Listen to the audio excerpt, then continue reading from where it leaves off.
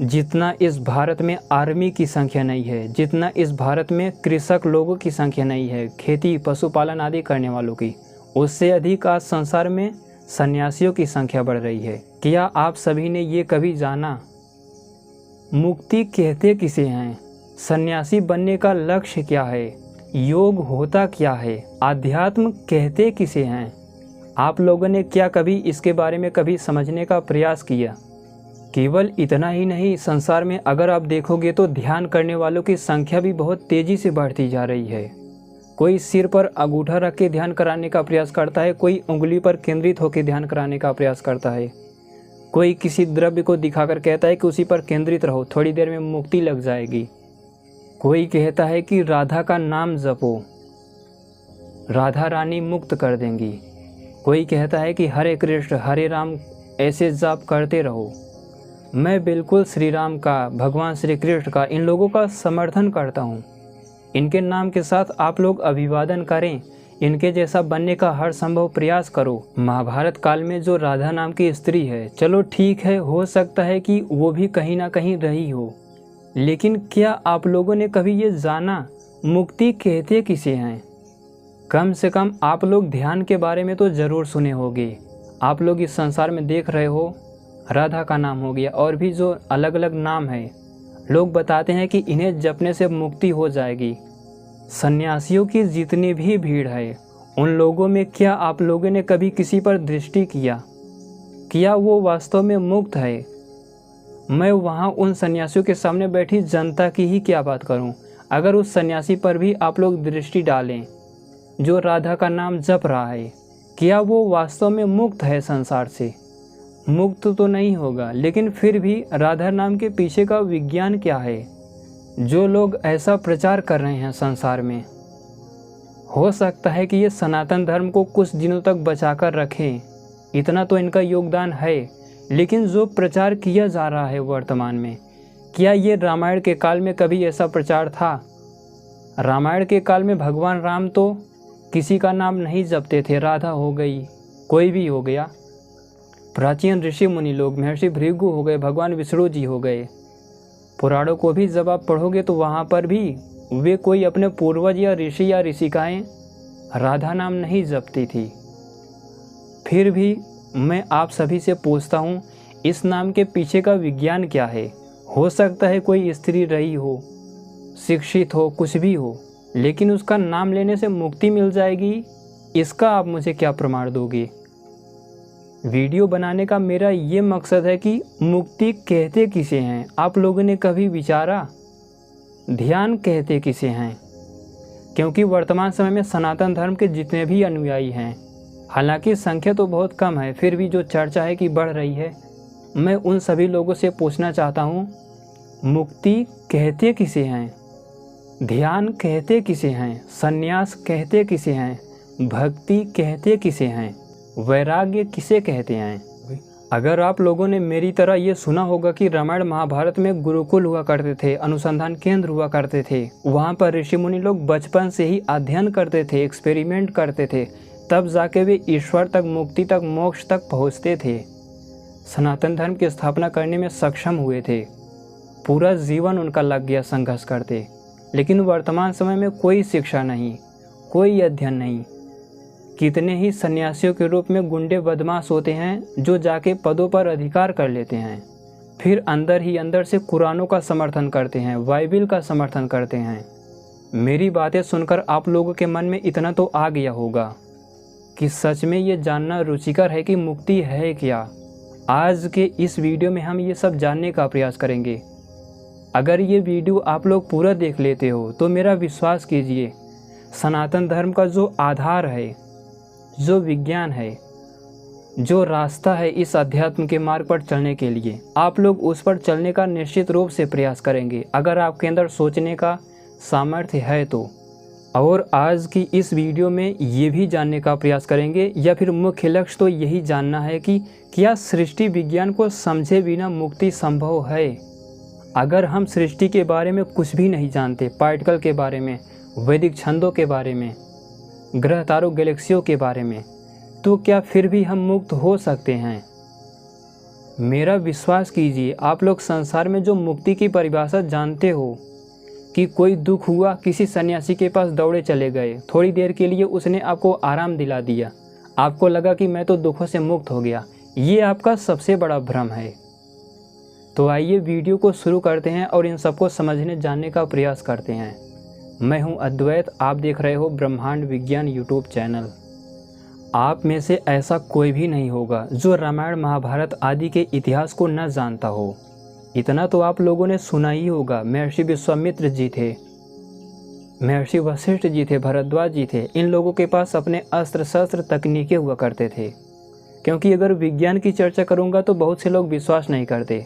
चलो विज्ञान को एक बार बगल रख देते हैं, लेकिन अगर आप देखो तो उन लोगों के पास तकनीकें थी, अस्त्र शस्त्र थे। भगवान श्री राम को उन्होंने दिया था, श्री कृष्ण के पास सुदर्शन चक्र था, महादेव जी के पास पाशुपतास्त्र था, महर्षि ब्रह्मा के पास ब्रह्मशीर था, ब्रह्मास्त्र था। चलता था तो उल्का पिंड तक गिरने लगते थे।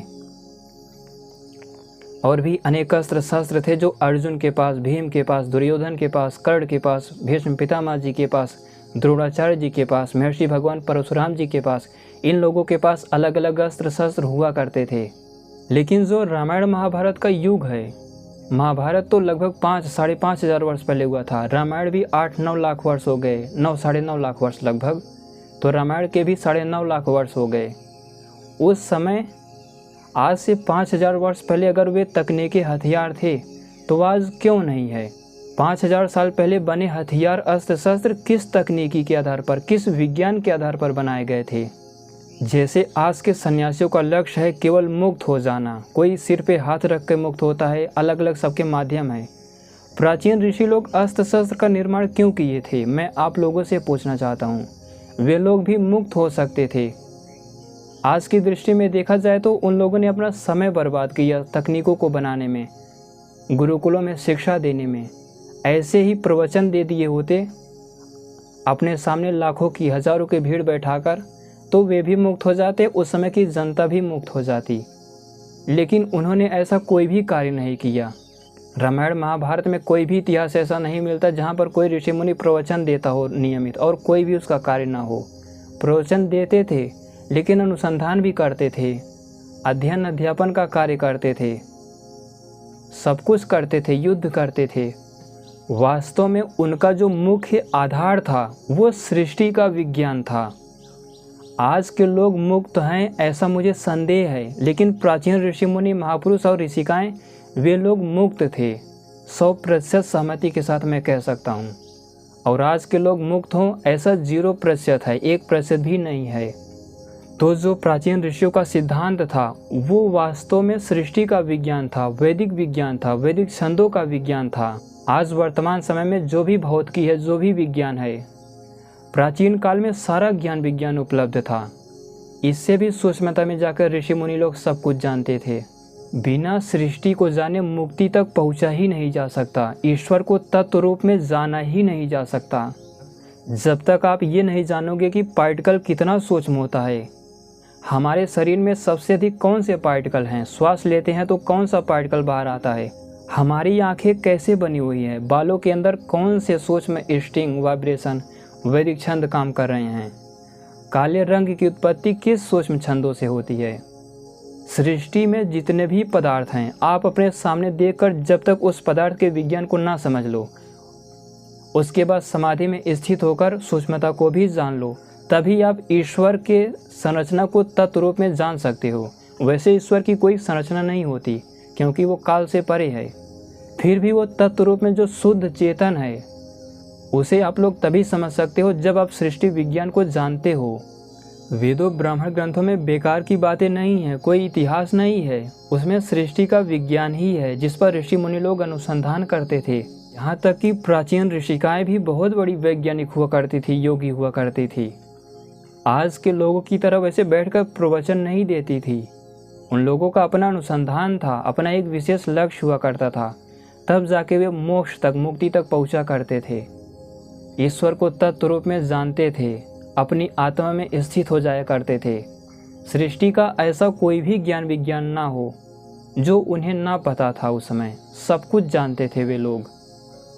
और ऐसा भी नहीं है, कुछ लोग कहते हैं कि वे ऋषि मुनि लोग किसी दूसरे लोक से आए थे, वैसा बना ही नहीं जा सकता।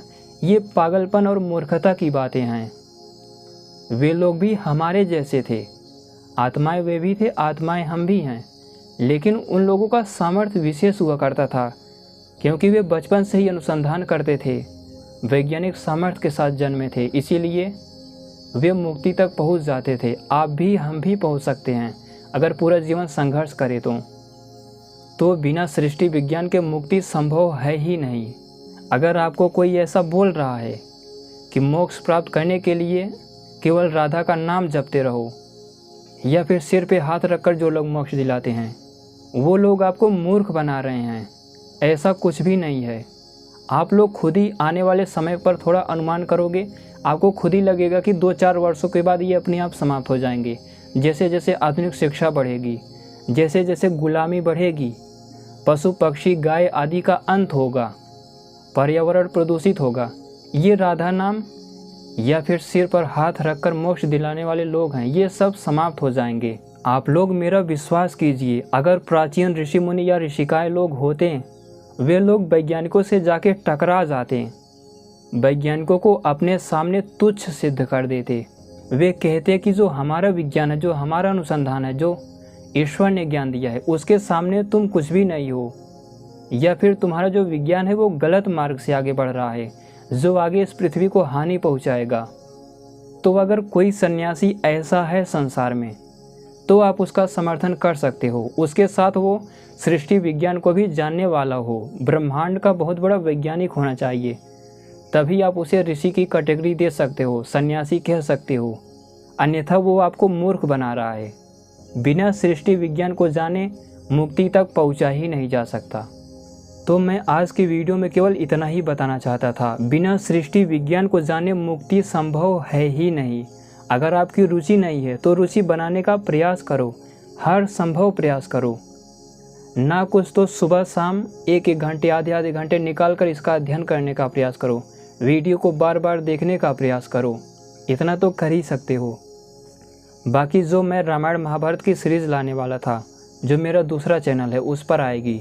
इस पर वैदिक विज्ञान से संबंधित और कुछ विशेष तकनीकों से संबंधित ही वीडियो आएगी।